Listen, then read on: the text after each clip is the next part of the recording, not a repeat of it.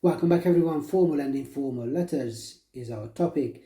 We are going to review common phrases used in writing. We are going to match expressions and rewrite some emails. Let's take a look at the three different styles of writing: formal, neutral, standard, or informal.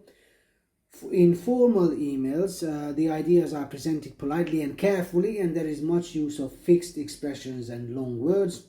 The language here is impersonal, grammar and punctuation are important as well.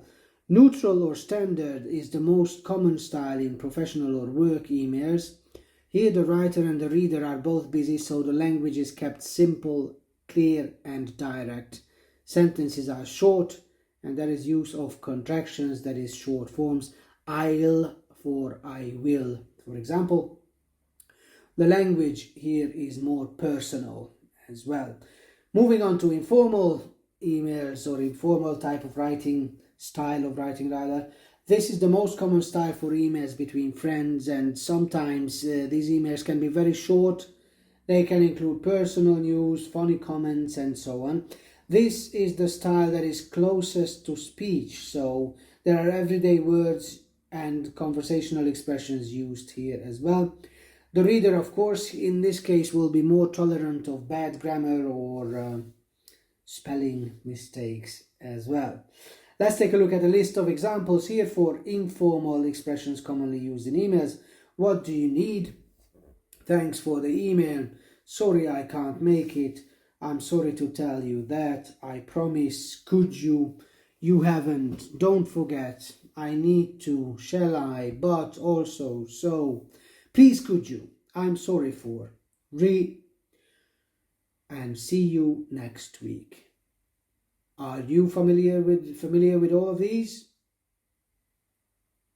Okay, great. Then let's move on to the formal expressions.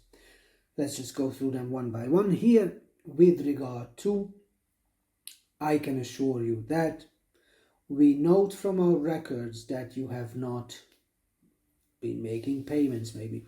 Please let us know your requirements. I was wondering if you could. We would like to remind you that. I look forward to meeting you next week. Thank you for your email received 20th March. I am afraid I will not be able to attend. Would you like me to?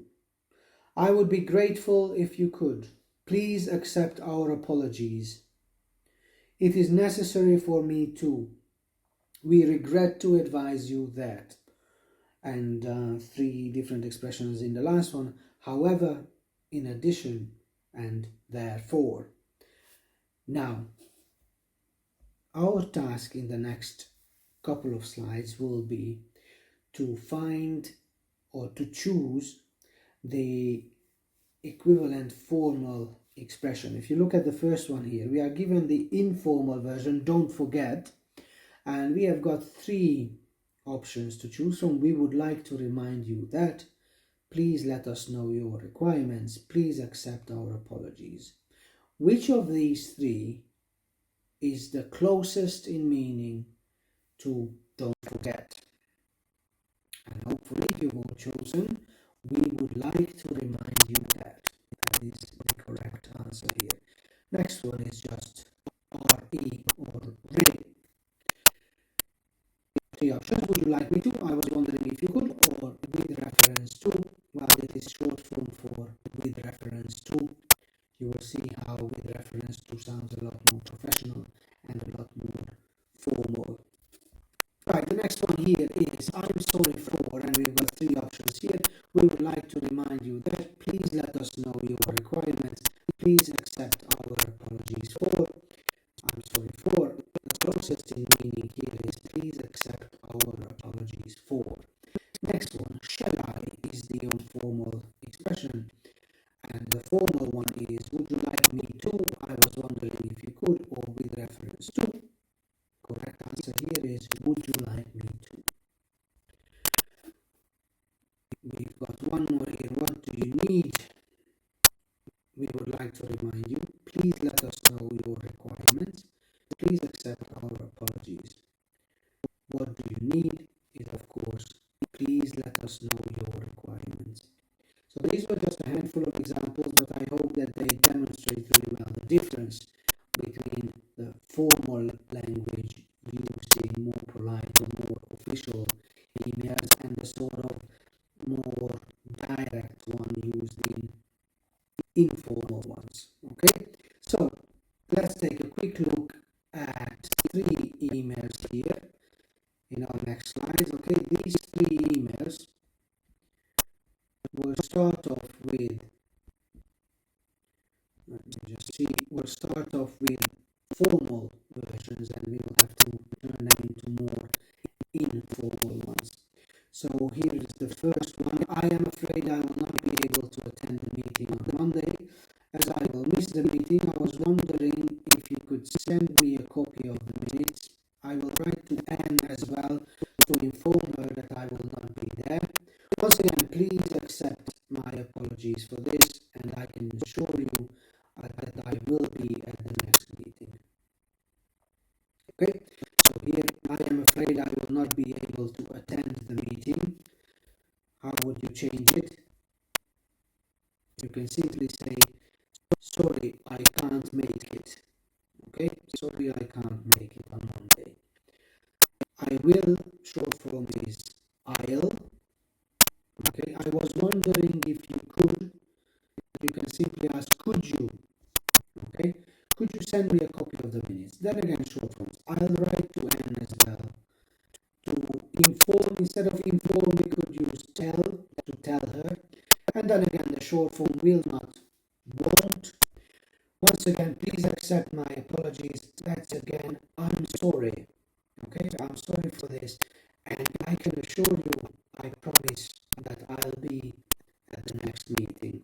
Okay, so now with all these changes, okay, you will see that the message is same, but this one, with this version, you see now it is a lot more direct and a lot more informal. Okay, we've got 2 more emails. Let's have a quick look at them as well here.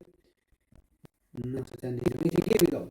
So the second one reads, thank you for your email of the 25th January where you requested assistance on how to order online. It is necessary for me to know your account number before I can deal with this. I would be grateful if you could also provide details of which version of Windows you are using. Right, so thank you for your email. Not much to change here. Thanks for the email. Okay, you requested assistance. Requested assistance can simply be turned into asked for help. Okay, you ask for help. It is necessary for me. I need to know. It is necessary. And then I would be grateful if you could. Please could you, or could you provide details of which version of Windows you're using or you are using. Right, that was the second email. Let's move on to the last one here, the third one. Okay, so here we go. Change the underlined phrases once again. If you want, take a screenshot again and make the changes for yourself. And then we can check the answers. With reference to your order number J891, with reference to, regarding, or simply re, as you will see the answer here, we have received this morning, but you have not filled in short form. Haven't filled in. Please let us know your exact requirements. Okay, so this would be what do you need or what exactly do you need? Please let us know your exact requirements. What exactly do you need? We regret to inform you is the same as I'm sorry to inform you or I'm sorry to tell you. Okay? However, but we are expecting more supplies soon. Okay? In the near future, simple. To keep it simple, we could say soon. Would you like me to email you? Shall I email you? Okay, that can be changed simply into shall I email you? Alright, so these were 3 examples that hopefully demonstrate to you the difference between formal and informal emails. You will see how when we made these changes to these emails, the message is still the same. The tone or the register is a little bit different. Are we more direct? Do we know this person really well, or is it the first time that we are contacting them? Okay, and that will make the difference between formal and informal emails. Right, just a quick reminder, formal phrases, the quick checklist you can see on your screen right now. I'm not going to read them once more. Feel free to take a screenshot and practice a little bit. Make sure you use some of these expressions in the future as well. That's it for today. Thank you very much for your attention. If you have any questions or comments, feel free to write it down under the video. Have a nice afternoon, everyone, and I'll see you in the next one.